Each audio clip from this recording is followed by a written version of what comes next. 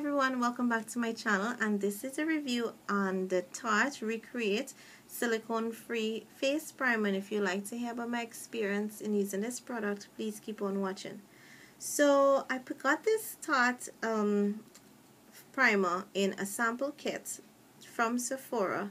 Can't remember how much it cost, but I think maybe it was $12 or $15. Came with like 3 items from Tarte. I was really excited because I wanted to really try this face primer because it was silicone free. I've been using I have used primers with silicone. I'm not allergic to it, but I was just very curious as to what a silicone free primer could do for my face, for my face type, etc. So I really wanted to get this. And outside of it being silicone free, it says that it has a wrinkle rewind technology. I don't know if that really did anything to me. Generally with primers, they do help to show less, minimize wrinkles and pores, so that excuse me, you're able to use it to help cover up that, and it helps with your foundation to look flawless, etc. With this primer, I just find though that it did not, to me, help with my pores, and that you would still see a lot of my pores, because I do have larger pores here right by my nose area, and I find that it was not really hiding it that well. But this is what the product looks like. I did use this for the month of September and October, and I would say you get about a month's use out of it. So this is what the product looks like. So it's like a kind of white creamy consistency. I won't say it's too runny, but it's not too thick either. And so you apply it to your face, and then you blend it in. So I'm blending in still. And I'm not sure how many of you have used a number or a variety of face primers, but I usually like to test out a lot of primers, and I do have a NARS review, and I'll link that below for you guys to see. But as you can see, I'm still rubbing this in because it still has that wet, tacky feel to it, even though I'm still rubbing. So I'll pat it in. I usually like to just sometimes pat it in my face and see. Now, they do advise that you allow your moisturizer and your primer to sit about 5 minutes on your face before applying your foundation. I find with this particular primer that you do have to give it that 5 minutes, because if you don't, you'll find that you're applying your foundation to a very tacky face. Now, for those of you who are using mineral or loose powders, this may work in your favor if you can move quickly and blend it in. But if you're using liquid foundation, you find that it's going to mix, the primer is going to mix with your foundation and move, and not necessarily give you that canvas for you, that smooth canvas for you to put on your foundation on.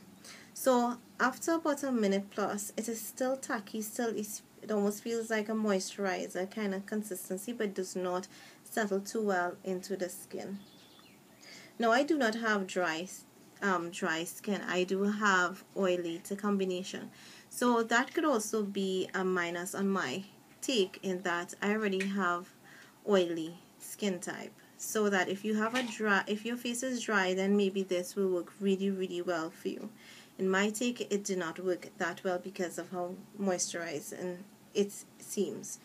Now, another thing about it is that it has a light scent. For those of you who do not like scented items, this may not work for you, because it does have a light scent that is slightly not peachy, a slightly citrus undertone. Very soft and subtle, might be a little peachy in scent. So that however, when you apply it, you get that scent, but then after a while it does go away.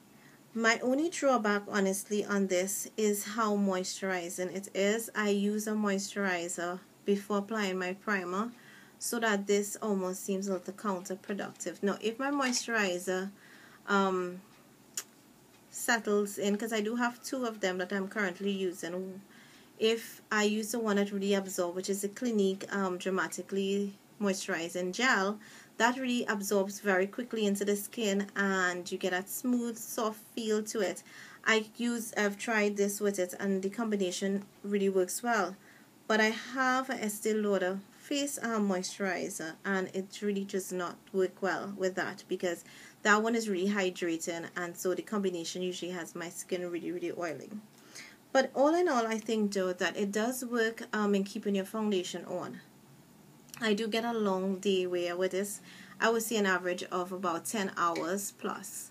I do think though that it's not stopping my foundation from oxidizing on me, because I have tried using my MAC Studio Sculpt, which generally would not oxidize on me, but when I use it with this primer, it oxidizes a lot. So at first I thought it was maybe the foundation fault, but then again I decided to switch around with primers, and I realized when I use my Sephora, which is silicone based primer, it actually does not my foundation is not oxidizing me. And then I changed and used another foundation that I thought was oxidizing, which was a Revlon Color Stay, and that also did not oxidize with my other Sephora primer. So I think this also does not stop your foundation from oxidizing on your face, and because of that I will definitely not repurchase this product.